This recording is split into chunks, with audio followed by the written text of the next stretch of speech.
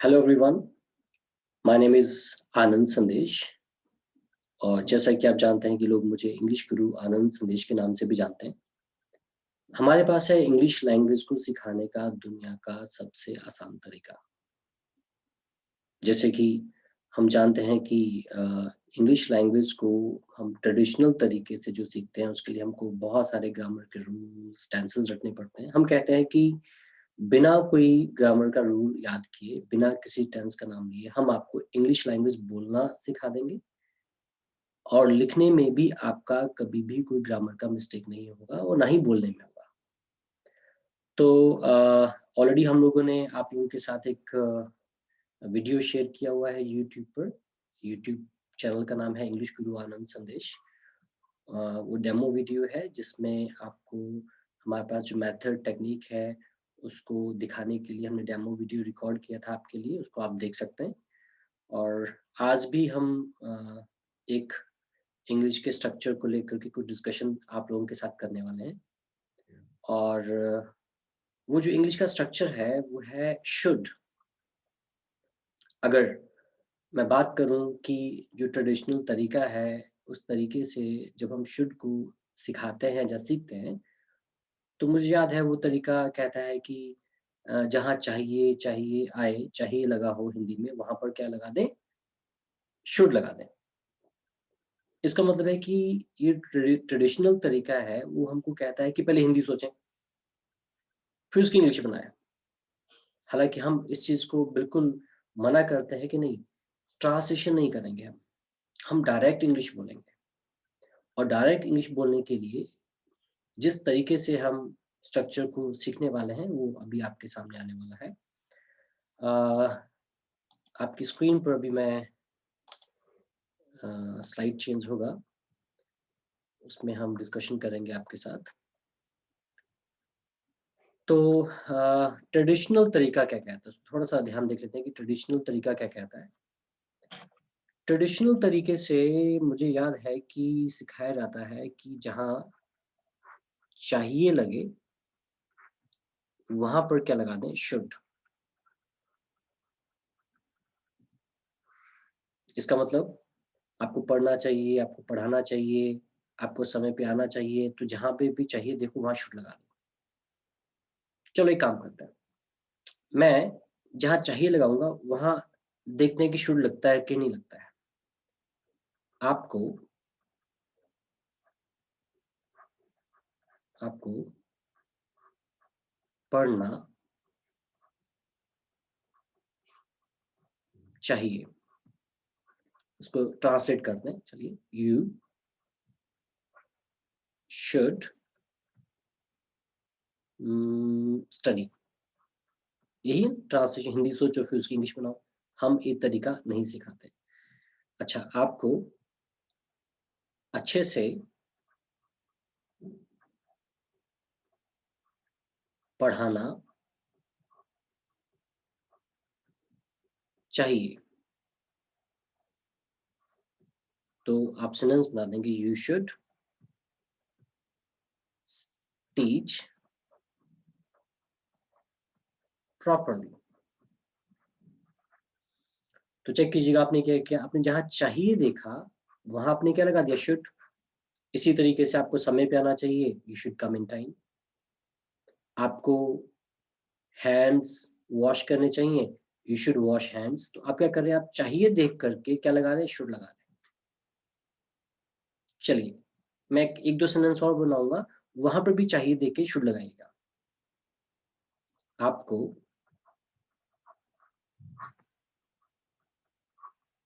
पैसे चाहिए, you should money. Should लगाओगे क्या आप? ओके। आपको आराम चाहिए, क्योंकि हमने तो उसी का जहाँ चाहिए देखो वहाँ शुड लगा दो। तो यू शुड रेस्ट। आपको किताब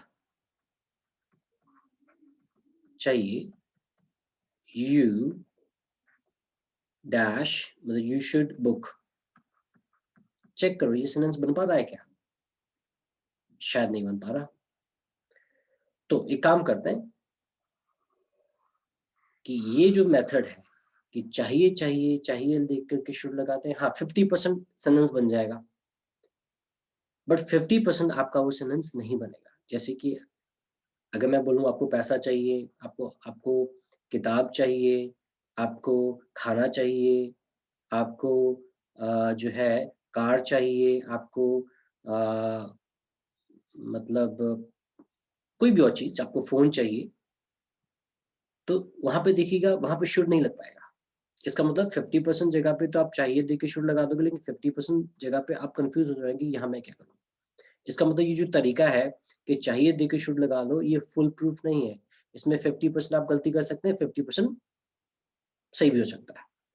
चलिए आज हम एक फुल प्रूफ तरीका सीखते हैं कि किस तरीके से 100% शुड का प्रयोग हम करना सीख जाएँगे और हमको ट्रांसलेशन की भी ज़रूरत नहीं पड़ेगी और हमारी गलती भी नहीं होगी। ऐसा भी नहीं होगा कि 50% जगह पर सही होगा, 50% जगह पे गलत होगा। एग्ज़ाम्पल लेके चलते हैं, पहला एग्ज़ाम्पल ले लेते हैं हम कि ए एक व्यक्ति है जो कि स्टूडेंट है और उस स्टूडेंट से मैंने एक सवाल पूछा कि आप अच्छे से पढ़ाई करते हो? उसने बोला नहीं, नहीं मैं अच्छे से पढ़ाई नहीं करता। तो देखो मैं वहाँ हिंदी में उसको क्या बोलूँगा, तुम्हें अच्छे से पढ़ना चाहिए। एक बी व्यक्ति है जो कि एक टीचर है।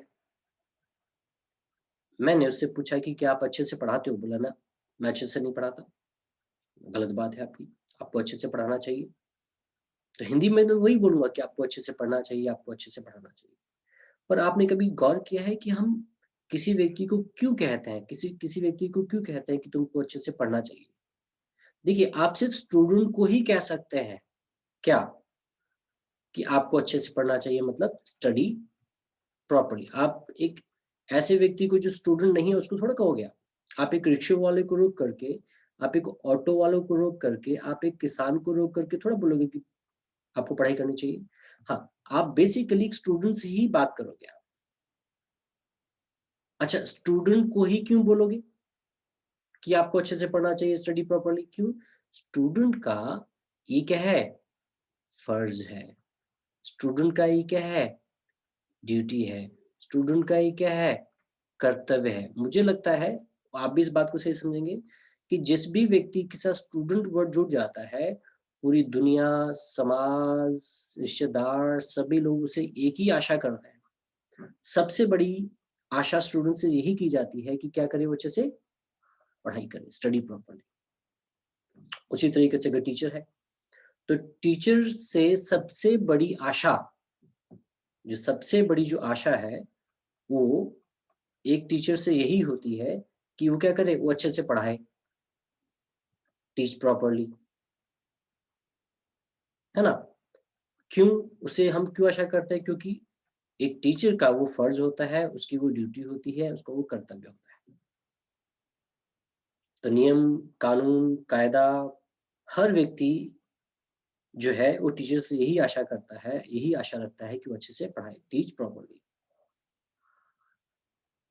तो याद रखिएगा ये बात, कि स्टूडेंट को मैंने क्यों बोला, रीज़न क्यों बोला कि आपको अच्छे से पढ़ना चाहिए, स्टडी प्रॉपर्ली करनी चाहिए। क्यों? क्योंकि उसका क्या है, फर्ज़ है, कर्तव्य है, ड्यूटी है। एक टीचर को क्यों बोला कि तुम्हें अच्छे से पढ़ाना चाहिए? क्योंकि वो उसका क्या है, फर्ज़ है, कर्तव्य है, ड्यूटी है। तो आज के बाद वो हिंदी का ट्रांसलेशन वाले तरीके में मत जाइएगा। आज के बाद एक बात याद रखिएगा, जब भी किसी व्यक्ति को, दुनिया के किसी भी व्यक्ति को जब भी आप उसको उसका फर्ज़, कर्तव्य, ड्यूटी याद दिलाना चाह रहे हो, जब भी आप क्या याद दिलाना चाह रहे हो? फर्ज़, कर्तव्य, ड्यूटी। किसको? किसी भी व्यक्ति को। हो सकता है कि आप अपने आप को अपना फर्ज़ करते हुए ड्यूटी याद दिलाएँ। यू को, दे को, वी को, ही को, शी को, किसी भी व्यक्ति को अगर आपने फर्ज़, कर्तव्य, ड्यूटी याद दिलानी है तो उनके नाम के बाद लगा दो क्या? शुड। और शुड के बाद क्या करो? वो काम को लगा दो, वो एक्शन को लगा दो, जो भी काम करना उसका क्या है? फर्ज़ है, कर्तव्य है, ड्यूटी है। उस काम की, उस एक्शन की कौन-सी फ़ॉर्म लगेगी सब जगह? First form.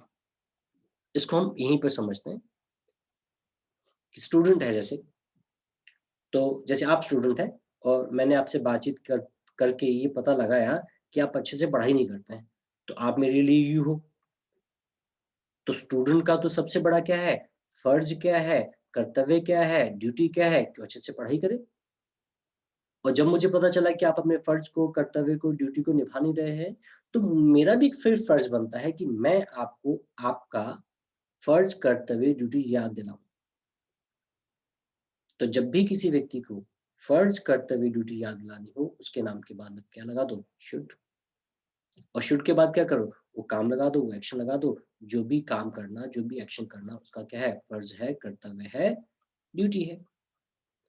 इसी तरीके से टीचर की बात कर लेते हैं। आप टीचर हैं सपोज़, अच्छे से पढ़ाते नहीं हैं और अच्छे से पढ़ाना आपका क्या है? फर्ज है, कर्तव्य है, ड्यूटी है। और शायद आप गलत संगत में फँस गए हैं और गलत संगत में फँस करके आप अपनी ड्यूटी को, फर्ज को, कर्तव्य को, ड्यूटी को भूल चुके हैं, तो मैं आपको आपका फर्ज, कर्तव्य, ड्यूटी याद दिलाऊँगा। कैसे? आपके नाम के बाद शुड लगा दूँगा, यू शुड। और शुड के बाद क्या होगा? वो एक्शन लगा दूँगा, वो काम लगा दूँगा। जो भी काम करना आपका फर्ज है, कर्तव्य है, ड्यूटी है, तो यू शुड टीच प्रॉपर्ली। इस तरीके से हम शुड को यूज़ करेंगे, ना कि हिंदी में ट्रांसलेशन नहीं करेंगे। तो शुड आपने क्या क्या सीखा शुड के बारे में? शुड के बारे में आपने सीखा कि अगर किसी व्यक्ति को, किसको? किसी भी व्यक्ति को क्या याद दिलाना चाहते हैं? उसको उसका फर्ज़, उसको उसका कर्तव्य, उसको उसकी ड्यूटी याद दिलाना चाहते हैं। अच्छा, क्यों याद दिलाना चाहते हैं? क्योंकि शायद गलत संगत में फँस करके वो अपनी फर्ज़ को, कर्तव्य को, ड्यूटी को भूल चुका है। तो वहाँ आपका भी एक फर्ज़ बनता है कि आप उसको उसका फर्ज़, कर्तव्य, ड्यूटी याद दिलाएँ। तो याद दिलाने के लिए क्या करेंगे? व्यक्ति के नाम के बाद में क्या लगा देंगे? शुड लगा देंगे। कई बार आपको अपना भी फर्ज़, कर्तव्य, ड्यूटी याद दिलाना पड़ता है अपने आप को, तो बोल दीजिएगा आई शुड। यू को फर्ज़ याद दिलाना है तो यू शुड। अगर दे को फर्ज़ याद दिलाना है तो दे शुड। हम सब अपने आप को फर्ज़ याद दिलाना चाहते हैं, बैठे हुए हैं सब इकट्ठे, वी शुड। अगर ही को फर्ज़ याद दिलाना चाहते हैं तो ही शुड और शी को फर्ज़ याद दिलाना चाहते हैं तो शी शुड और उसके बाद जो भी एक्शन है उस एक्शन को लगा दो। सपोज़ यहाँ पर सब जगह का एक्शन स्टडी प्रॉपर्ली है, तो सब जगह वही सेंटेंस बन जाएगा। I should study properly, you should study properly, they should study properly, we should study properly, he should study properly and she should study properly. यहाँ एक बात याद रखिएगा, प्रेज़ेंट और फ्यूचर में दोनों जगह पर फर्ज़ याद दिलाने के तरीके सेम है। Same, you should, I should, we should, he should के बाद में एक्शन की फर्स्ट फॉर्म लगा देंगे। इसको थोड़ा हम डिटेल में देखते हैं। जैसे ये जो पहला एग्ज़ाम्पल मैं दे रहा हूँ, ये प्रेज़ेंट को लेकर के दे रहा हूँ कि मैंने आपसे पूछा कि डू यू एक्शन, एक्शन क्या है? काम, काम जैसे एग्ज़ाम्पल हम ये एक्शन यहाँ यूज़ कर लेते हैं। जैसे do you help needy? Help needy मतलब क्या आप ज़रूरतमंद व्यक्ति की मदद करते हैं? Do you help needy? तो क्या ज़रूरतमंद व्यक्ति की मदद करने वाला काम आपकी लाइफ़ में शामिल है? क्या ये एक्शन आपकी लाइफ़ में शामिल है? तो मैंने पूछा डू यू हेल्प नीडी? तो आपने मना कर दिया, I do not help needy कि मेरी लाइफ़ में नीडी व्यक्ति की हेल्प करने वाला का जो काम है, जो एक्शन है शामिल नहीं है। तो फिर मैं आपको बोलूँगा it is not good of you और साथ ही में आपका फर्ज़ आपको याद दिला दूँगा क्योंकि किसी नीडी व्यक्ति की मदद करना आपका फर्ज़ है, कर्तव्य है, ड्यूटी है, तो यू शुड हेल्प नीडी। इसी तरीके से एक और एग्ज़ाम्पल प्रेज़ेंट में चेक कर लेते हैं। Does he talk to the point? पते की बात करना, टू द पॉइंट बात करना, इधर-उधर घुमा करके समय वेस्ट ना करना। Does he talk to the point? तो उसने जवाब में मना कर दिया कि नहीं वो ऐसा नहीं करता, उसकी लाइफ़ में ये एक्शन शामिल नहीं है। He does not talk to the point. तो आप क्या बोलोगे? It is not good of him, ये उसकी अच्छी बात नहीं है और उसका फ़र्ज़ है, कर्तव्य है, ड्यूटी है कि क्या करे बिना समय वेस्ट करे अपनी बात को टू द पॉइंट करे। तो he should talk to the point. इस तरीके से आपने चेक किया कि प्रेज़ेंट में अगर किसी व्यक्ति को फ़र्ज़, कर्तव्य, ड्यूटी याद दिलाना हो तो कैसे याद दिलाते हैं। यही चीज़ हम चेक करते हैं फ्यूचर में। देखिए ये सेंटेंस फ्यूचर का है तो मैंने पूछा विल यू, सेम एक्शन ले लेते हैं, विल यू हेल्प नीडी? क्या आप जो है ज़रूरतमंद व्यक्ति की मदद करेंगे? आपने मना कर दिया, I will not help needy. मैंने बोला it is not good of you, ये आपकी गलत बात है। यू शुड, शुड क्यों लगाया मैंने? क्योंकि ये आपका क्या है, फर्ज है, कर्तव्य है, ड्यूटी है, और उसके बाद एक्शन लगा दो, you should help me D. इसी को हम एक और एग्जांपल में देख लेते हैं। Will he talk to the point, मना कर दिया, he will not talk to the point, it is not good of him, ये उसकी अच्छी बात नहीं है, ही की अच्छी बात नहीं है, it is not good of him, he should talk to the point. तो यहाँ पर क्या रहेगा, टॉक टू द पॉइंट आ जाएगा, he should help me D आ जाएगा। तो आपने चेक किया कि अगर हमको किसी को फर्ज करते हुए ड्यूटी याद लाना हो, प्रेजेंट और फ्यूचर दोनों में तरीका सेम है, चेक कीजिएगा। यहाँ पर ये प्रेजेंट की बातचीत हो रही है तो यू शुड एक्शन है यहाँ पर भी, ही शुड एक्शन है यहाँ पर भी, और अगर हम फ्यूचर में देख रहे हैं तो वहां पर भी सेम ही तरीका है कि you should action, you should help me D, और ही की बात करें तो he should help me D, है ना। चलिए हम फटाफट डिस्कस करते हैं कि अगर पास्ट में किसी व्यक्ति को उसका फर्ज कर्तव्य ड्यूटी याद दिलाना हो तो क्या करता है। पास्ट में अगर किसी को फर्ज करते हुए ड्यूटी याद दिलाना हो तो सिंपल सा तरीका है, आप क्या करेंगे, सब जगह पर शुड के साथ में एक एक्स्ट्रा वर्ड लगा देंगे, हैव। जैसे I should have, you should have, they should have, we should have, he should have, she should have। इसमें दो बातें याद रखनी है। पहली बात कि प्रेजेंट और फ्यूचर की तरह यहाँ पर भी किसी व्यक्ति को फर्ज करते हुए ड्यूटी याद दिलाना है तो शुड लगेगा। इसमें एक चीज और ऐड हो गई कि सब जगह शुड के साथ में हैव लगेगा, और याद रखिएगा ये एक स्पेशल जगह है जहां पर ही शी के साथ भी आपको हैव ही लगाना है। तो he should have, she should have, और जो भी एक्शन होगा, जो भी काम होगा, उस काम की, उस एक्शन की आप थर्ड फॉर्म लगा देंगे लास्ट में। अच्छा चेक करते हैं आपने प्रेजेंट और फ्यूचर के लिए क्या किया था। आपने प्रेजेंट और फ्यूचर में फर्ज याद दिलाने के लिए सिर्फ शुड यूज किया था, नाम के बाद, व्यक्ति के नाम के बाद, उसके बाद एक्शन लगाया था, तो एक्शन में आपने फर्स्ट फॉर्म लगाई थी, चेक कीजिएगा। जैसे एक्शन अगर हेल्प नीडी है तो सेंटेंस बन जाएगा you should help needy, he should help needy, she should help needy, they should help needy, we should help needy। Past में अगर फर्ज याद दिलाना है, कर्तव्य ड्यूटी याद दिलाना है, सब जगह आपने एक चीज का एडिशन कर दिया कि शुड के साथ में आपने क्या लगा दिया, हैव। एक एडिशन और किया आपने कि जो भी एक्शन है उन एक्शन में जो चेंज क्या किया है आपने, फर्स्ट फॉर्म की जगह थर्ड फॉर्म लगा दी है। तो जैसे हम एक्शन लेके चल रहे थे हेल्प नीडी, तो यहाँ पर हेल्प की थर्ड फॉर्म क्या होगी, हेल्प की थर्ड फॉर्म होगी हेल्प्ड। तो यहाँ सब जगह सेंटेंस बन जाएगा helped needy। तो you should have, I should have help needy, you should have help needy, they should have help needy, we should have helped needy, she should have helped needy। Check कीजिएगा यहाँ पर सब जगह क्या चल रहा है, यहाँ सब जगह ही शी के साथ में भी, यहाँ पर ही शी के साथ में भी क्या लग रहा है, याद रखिएगा क्या लग रहा है, हैव ही लग रहा है। चलिए आगे बढ़ते हैं, और आगे बढ़कर किसको थोड़ा सा एक ये देखिएगा, इस एक्सरसाइज में चेक कीजिएगा, लिखा हुआ है डिड यू एक्शन। अब इसमें एक्शन में हम ले लेते हैं हेल्प नीडी। तो सवाल पूछा गया डिड यू हेल्प नीडी, तो आपने मना कर दिया, I did not help needy.